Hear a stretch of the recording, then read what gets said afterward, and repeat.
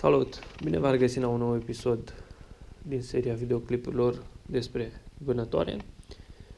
Așa cum vă spuneam acum ceva vreme, am comandat câteva atrape de pe online, atrape de coțofană. Coletul a sosit, să vedem ce avem în colet, în coletul mult așteptat. Deschidem cutia. Să vedem cum se prezintă atrapele. Știu că sunt din material plastic.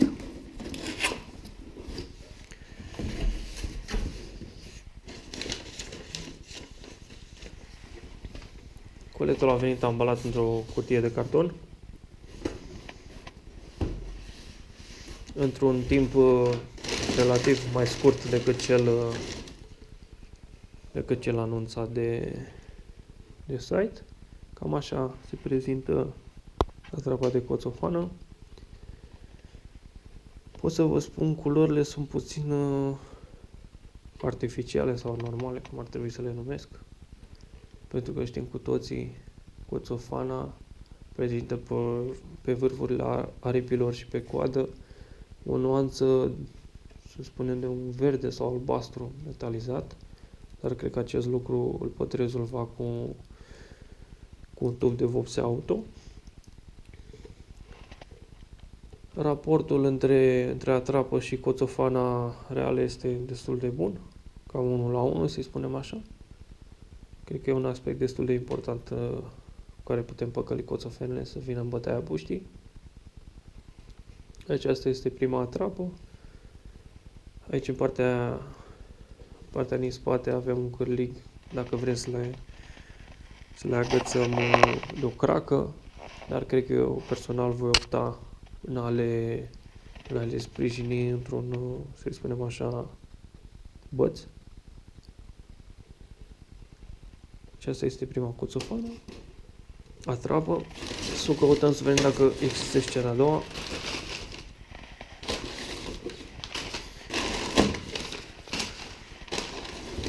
Să punem și cutia deoparte. Aceasta este cea de-a doua, puțin mai bine ambalată. Aceeași calitate ca și prima. Trebuie să remarc faptul că ochii sunt mai lucioși decât restul corpului. Un punct foarte, ca să-i spun așa. Destul de mulțumit de cum arată. Sper să reușesc să păcălesc și coțofenele,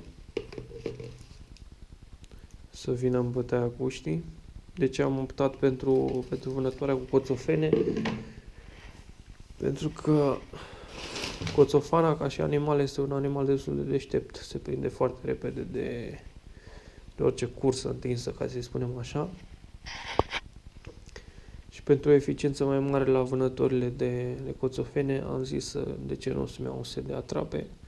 Mai am încă o coțofană. De fapt, n-a fost coțofană.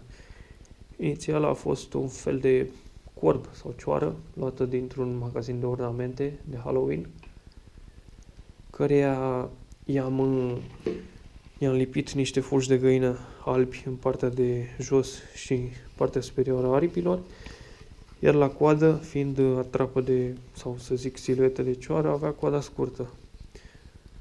Datorită unei coțofene care a binevoit să ne doneze coada, i-am lipit o coadă cu fulgi de coțofană și arată, pot să spun așa, puțin mai realistic decât aceste atrape. Să zic așa, am prins gustul.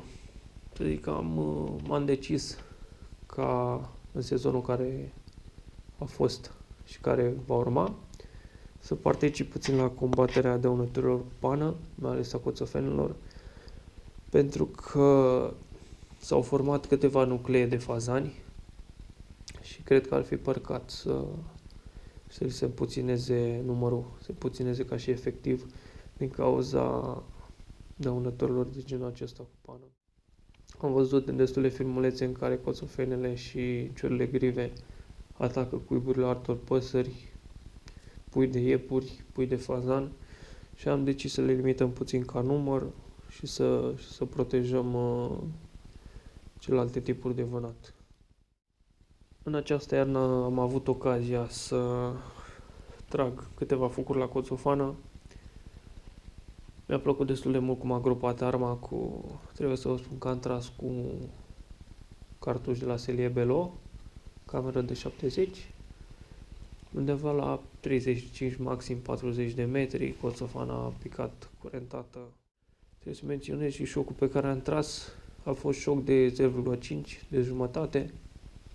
Am zis că e destul de ok pentru un șoc de jumătate, n-a fost nici 3 sferturi, nici full, destul de mulțumit la distanța aceasta.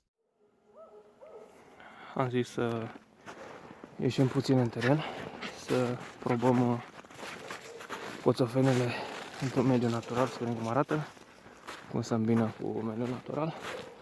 Scos puțin și câinii la aer, pentru că li s-a luat de a stat în curte. Din păcate, GoPro mi-a lăsat la greu, nu mai am baterie și am trecut pe telefon.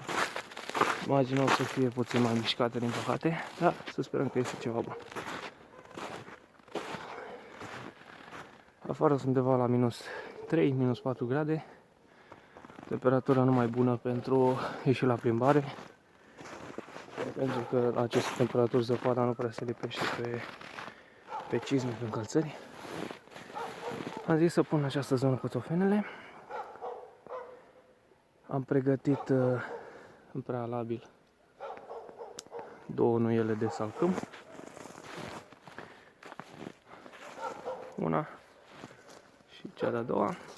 O să încercăm să le punem în vârful acestor nuiele. Să vedem cum arată. Ghiuzdanul jos.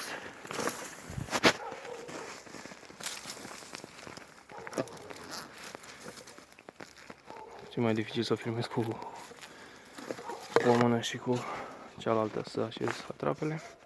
Și să atrapele de când am arătat mai devreme. Prima punem aici undeva.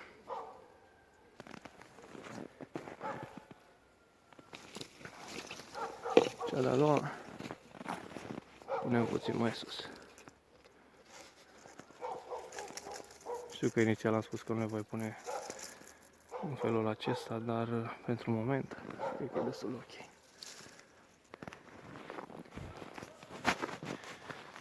Din cauza că este nins afară, nu o să fie un prea mare contrast.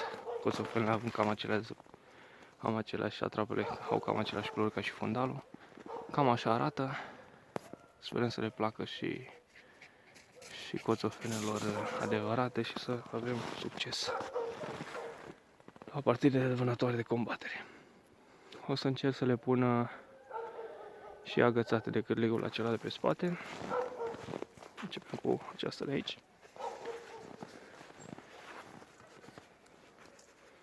Încercăm să o prindem. Trebuie să nu intre soarele în cameră, să se vadă. Să încerc să o prind pe vârful acela de cracă.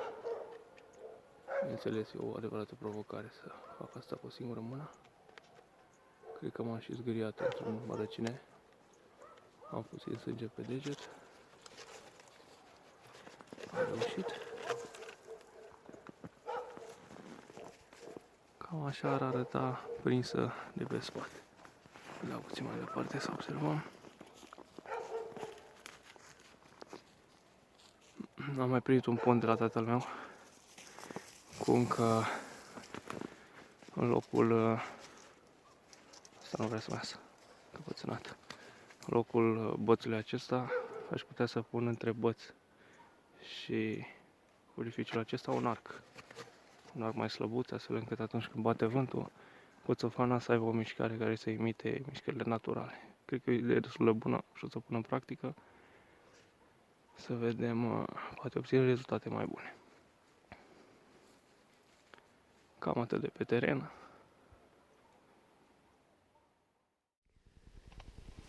Cam atât pentru episodul de astăzi. Ce pot să vă urez decât să fiți cu ochii în patru, pentru că niciodată nu știți unde sare iepurile și cătare plină tuturor. La revedere!